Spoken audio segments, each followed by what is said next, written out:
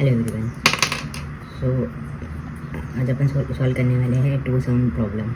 Like ये जो है ये प्रॉब्लम है मैं अमेज़ॉन में पूछा था और गोल्डमैन सैक्स में पूछा था और जोमेटो में बहुत सारी कंपनीज टॉप कंपनी भी है उन्होंने पूछा था। तो ये इसका प्रॉब्लम स्टेटमेंट समझते हो क्या है।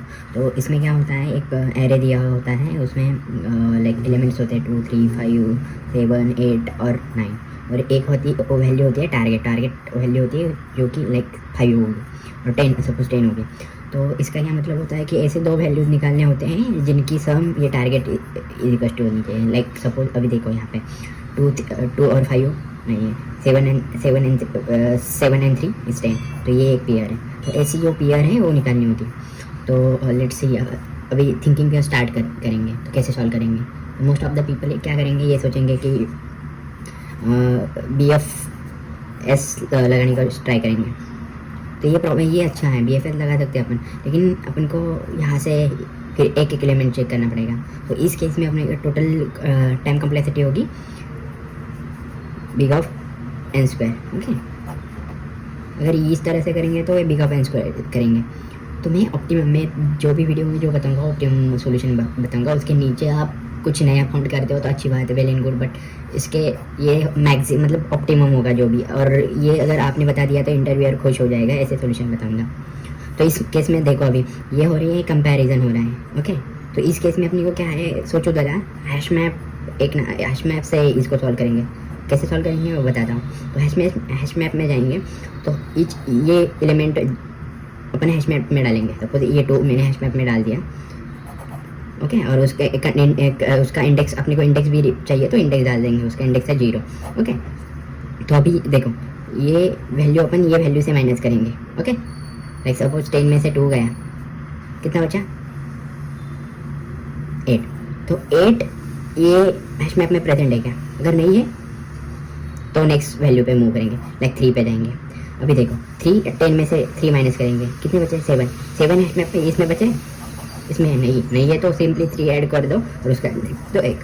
सिमिलर फॉर 5 में जाओ, देखो 10 - 5। Okay, 10 - 5 is 5 then index value is 2। तो 5 प्रेजेंट नहीं है इसलिए अपन ने ऐड करा। ओके, नेक्स्ट 7 पे आते हैं। लाइक 10 - 7 इज 3 तो ऑलरेडी प्रेजेंट है, यहाँ पे मिल गया अपने को, तो उसको उठाएंगे और ये इसका इंडेक्स रिटर्न करेंगे। तो ये हो गया अपना सोल्यूशन। एक अपना आंसर क्या है 1,3। इसको रिटर्न करवा देंगे।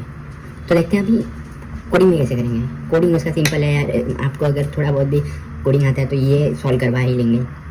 ओके, तो आप खुद से करो, मैं सिर्फ बेसिक बता देता हूँ।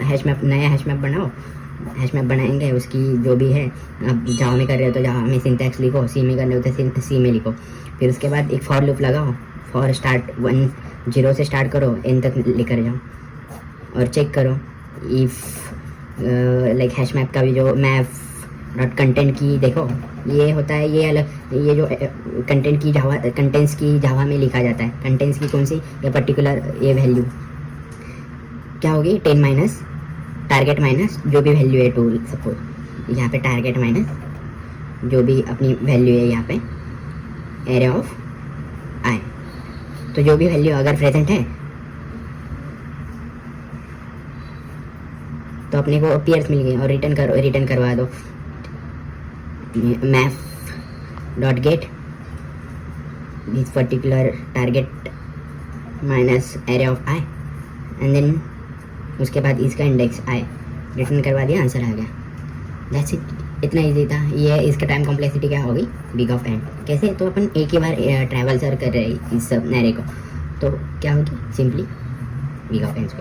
और स्पेस कॉम्प्लेक्सिटी अपन एक एरे मैप बना रहे हैं यहाँ से देखो, और उसमें n वैल्यूज पुट कर रहे हैं, तो इसका होगा big of n space SP और TC। ओके, दैट्स इट, ये होगा एक प्रॉब्लम। नेक्स्ट प्रॉब्लम जो भी आएगा हर 75 प्रॉब्लम सॉल्व करने वाले हैं, तो नेक्स्ट प्रॉब्लम में नेक्स्ट वीडियो में लेकर आऊँगा। Thank you so much.